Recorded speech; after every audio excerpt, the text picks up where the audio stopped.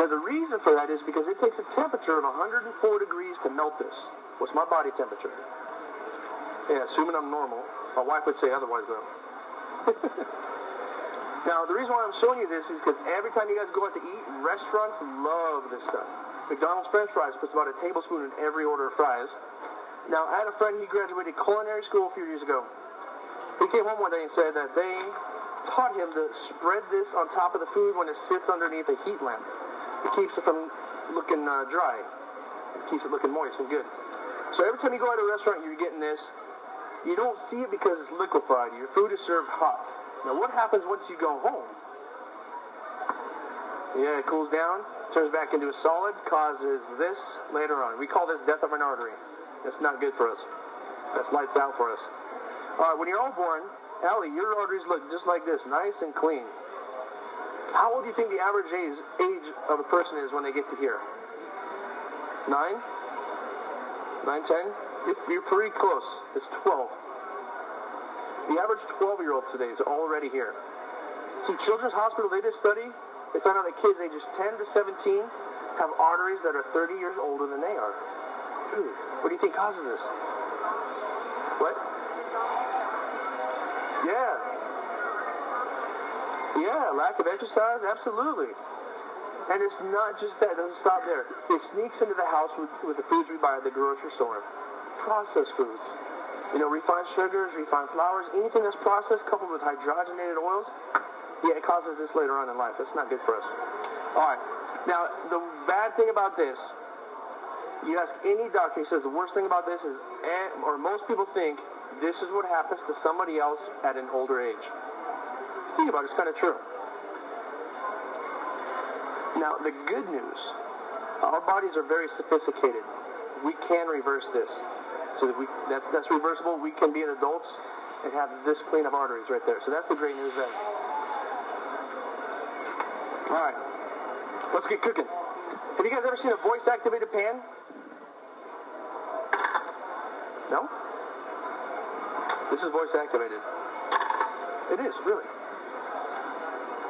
All right, here we go. It's really easy, guys. When you put the food in there, all you have to do is say, cook. Okay, ready? Cook. That's right. All right, I need your help on this one. Ready? 1, 2, 3. Good job. Who likes chicken? I have that today. Who likes southern fried chicken? Oh, there we go. To make southern fried chicken with this pan, really easy. When you put the chicken in there, all you have to say is, y'all cook. Ready? Y'all cook. There we go. Southern fried it is. Let me wash my hands.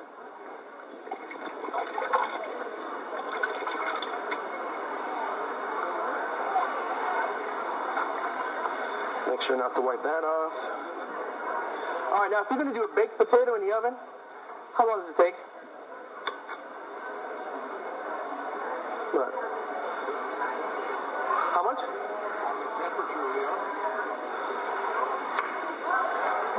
About 45 minutes. Yeah. How long does it take to preheat your oven? About 15 minutes.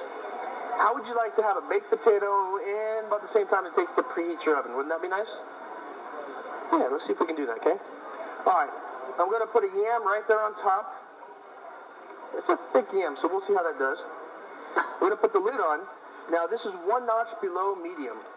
We're going to take my timer and set it for 14 minutes. Okay, in 14 minutes, we're going to turn the chicken. And in 17 minutes, we're going to eat it. Sound good? All right, Justine, do you cook? A little bit? I'm going to put you in charge of my timer.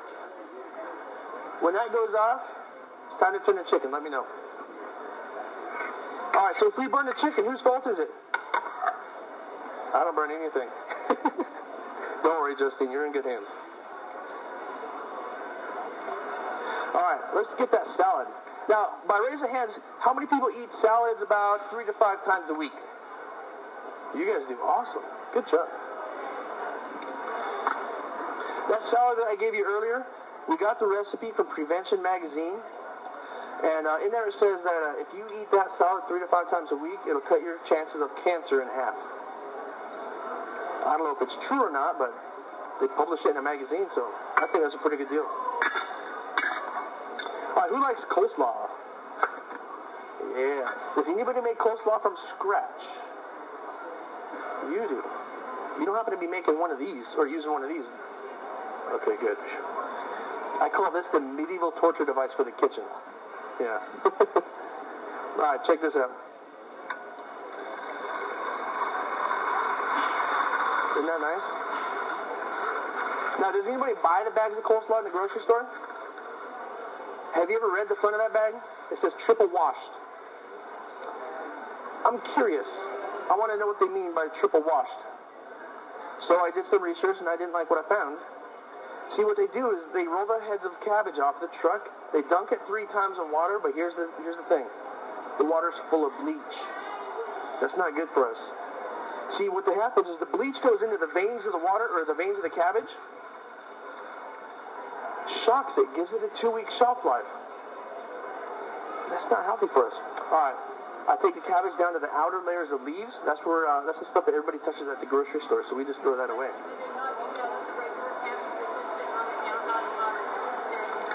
No. If you open up that bag, you smell it, you can smell the bleach. You smell the cabbage.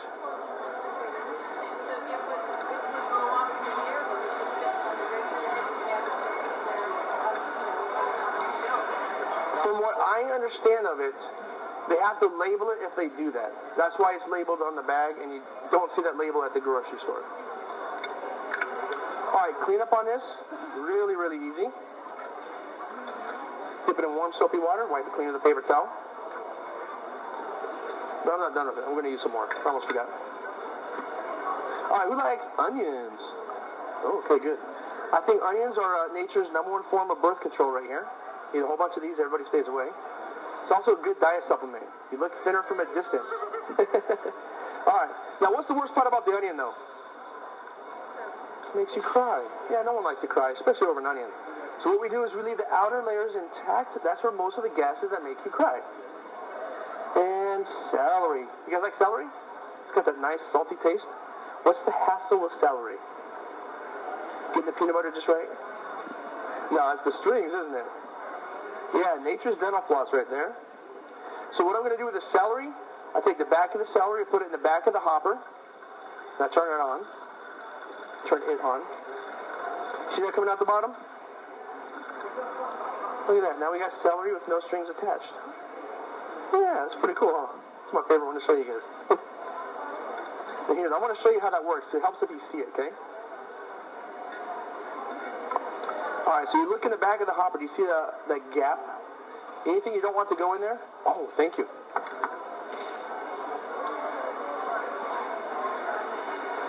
Good job. Thank you for noticing that. I almost forgot. Christelle, you're fired. Alright. You see the vapor? Everybody see the vapor? Check this out. You spin the lid. It looks like it's on bearings now, huh? Sorry. Now, what that is, there's a barrier of vapor right underneath the lid, so you can do that. Now, if I spin it, I take it off the heat, it stops, and that's going to seal down, creating a vapor seal. No more vapor is going to escape. All the moisture is going to stay inside. Now, who has trouble with timing in their kitchen when they cook? You do. Check this out. You're going to love this stuff. This is going to stay hot and ready for up to 30 minutes. Right there, okay? I'm going to take that all the way off the stove and put on a totally dry pan. Turn that burner off. Alright, so we got our onions and celery in there. Who likes cheese on their salad? I know I do. I don't have any cheese, though. This is a healthy salad. From a dietary perspective, what's not so healthy about the cheese? Huh? Dairy, yeah. It's got fat content in it. So, I got something a little bit better. I have cheese plant. You guys all seen cheese plant before? No? It's because I just made it up.